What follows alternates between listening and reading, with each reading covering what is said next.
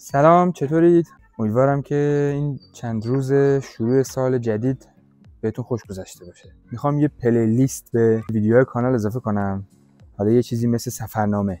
میخوام توی این پلیلیست گردشایی که میریم، مسافرتایی که میریم براتون ویدیو درست کنم.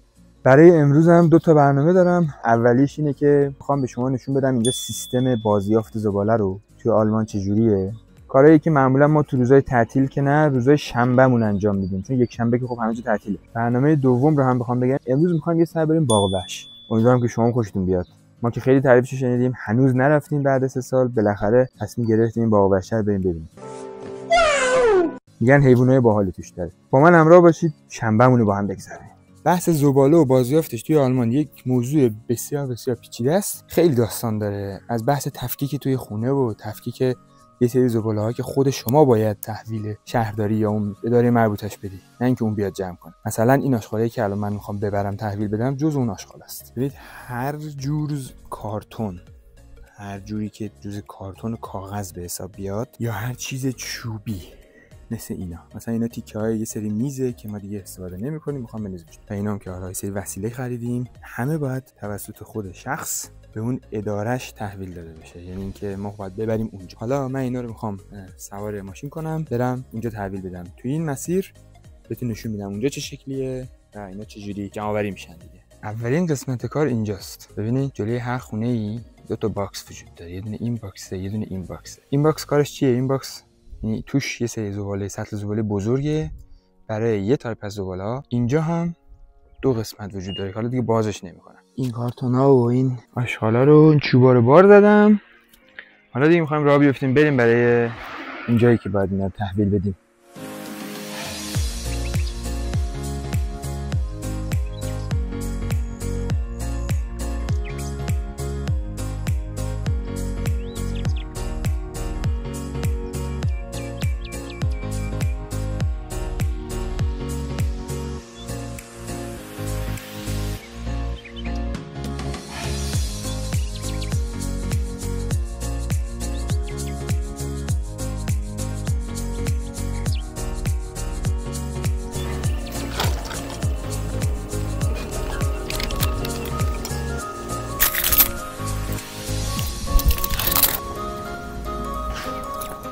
کار مربوط به زباله ها تموم شد. بریم یه دوره کوچیک تو باغ وحش شهرمون بزنیم ببینیم تو چه حیوانایی داره. خوش میگذره. بریم.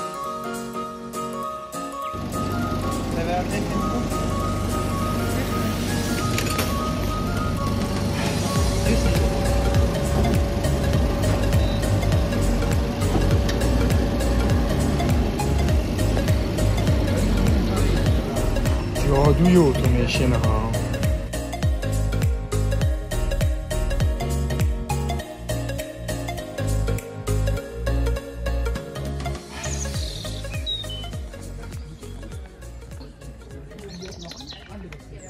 ایدنم اونجاست.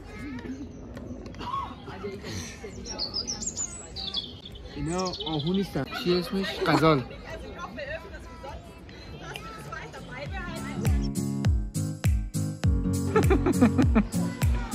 پنگوان. همشون لاتن. آره. این پنگوانا رفت. این پنگوانا رفتن تو بزنن. آره.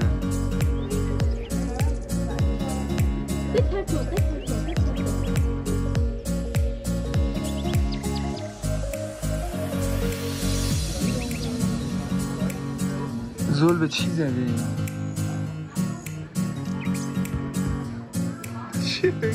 اون داره چوب میبره.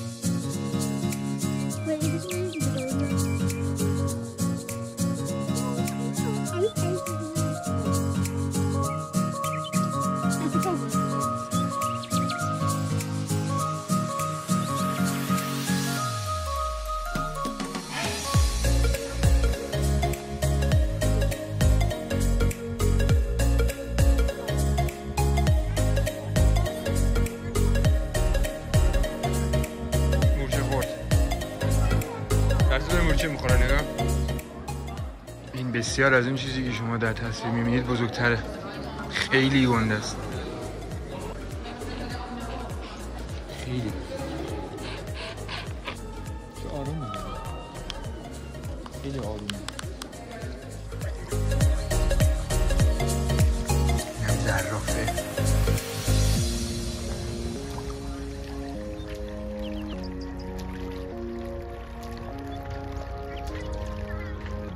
هی واه اون یکی چی درشته. اون بالغا، این بالغ نیست.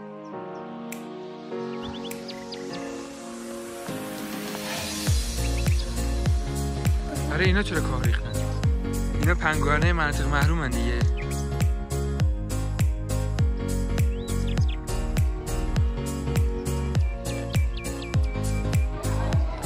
این چند سالشه الان؟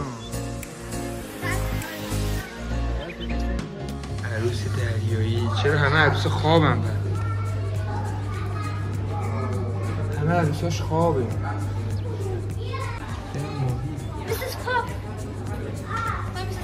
این هم بادکنکه حس این فیلم هایی که مثلا کوسه میاد میزنه شیشه میشکنه بعد حمله میکنه بیرون. از اون اینستا داره.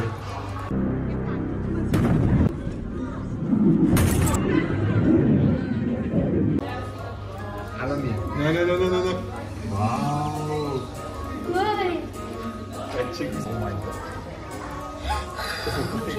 رژه کوسه ها شارک. از اونایی که یهو میاد بیرون یه چیزی کار میکنه میخوره. اون چه گیری داده بهش آقا. اینم یه سفره ماهی. اونم زیرانداز ماهی. این موجود اسمش چیه؟ تو زیرش رو میبینی خرچنگ طوره ولی بالاش لاک پشته. این میکنم لاک چنگ پشت. قایم ماهیه. قایم شده بود در اومده. امروز رفتیم باغ وحش دیدیم، محل جمع‌آوری زباله‌ها رو هم دیدیم. حالا دیگه برگشتیم. من میخوام برای عصرونه یه کیک درست کنم که تهش قیافش این شکلی میشه. برای این کیک چی میخوایم؟ مواد داخلش یه آردی داره. این آردشو باید همه رو من خالی کنم. این تو 150 گرم باید کره بذاریم توش. کره میخوایم که فکر کنم اینقدر بشه. اینم بذارم. خب یه 100 میلی لیتر شیرم باید بزنم. این کره رو میریزم. کیکو من برای چی دارم درست میکنم؟ به عنوان یه عصرونه، اینکه بعد از اون مهمون داریم. 3 تا تخم مرغ. حالا میگه که باید این رو بذاریم 1 دقیقه دور کن. 1 دقیقه رو بگیریم. خب حالا که این مواد با هم قاطی شد، میگه که 3 دقیقه با حد اکثر توان دستگاه کاملا ستیسفاینگ. ببین سمیه رو ببین. مثلا آدم حس رضایت بهش دست روشن میکنم روی 200. اینم میذارم توش در میارم. ما یه خانواده هستن آلمانی هن. باشون آشنا شدیم. قراره که امروز بعد از ظهر بیان خونه ما. گفتیم که برای اینکه برای بحث پذیرایی و اینا یه کیکی هم من بپزم که حالا اینا میان خونمون. حالا ما اینا رو اولین بار داریم دعوت میکنیم بیان خونمون. این وسط یه خاطره یادم اومده. خیلی تجربه جالبی بود برای ما. چی؟ اولین باری که ما رفتیم خونه یه دوست خارجیمون مهمونی. این یه دوستی داشتیم خونه قبلیمون طبقه پایین. اینا روس بودن. خلاصه با هم آشنا شدیم و اینا گفتن که آقا بیاید خونه ما یه شب. شام رفتیم فکر میکنم. هم شام و قبل شام رفتیم میذارم تا بعد شام نشستیم. آقا ما رفتیم ساعت اولاشی بودم 6-7 رفتیم خونهشون. یه ذره حرف زدیم. ساعت 10 شد. همچین دور میز نشسته بودیم داشتیم صحبت میکردیم. یهو اون آقا پا شد. خیلی خوشحال شدیم از دیدنتون. یه حالتی که یعنی که مهمونی تموم شد.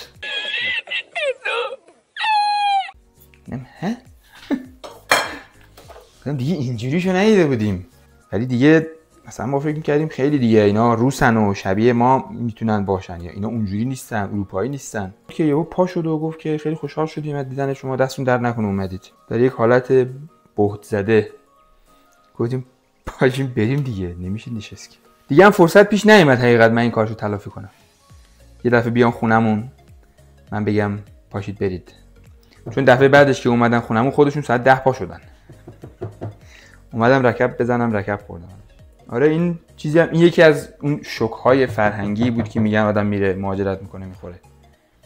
مثلا خونه یکی میری مهمونی همش اتفاقی باید بیفته. خب این مواد رو هم دیگه من تا تهشم در آوردم.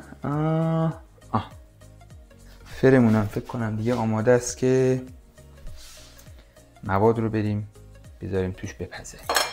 این مواد اینجوری من اینو یه ربع میذارم توی اجاق.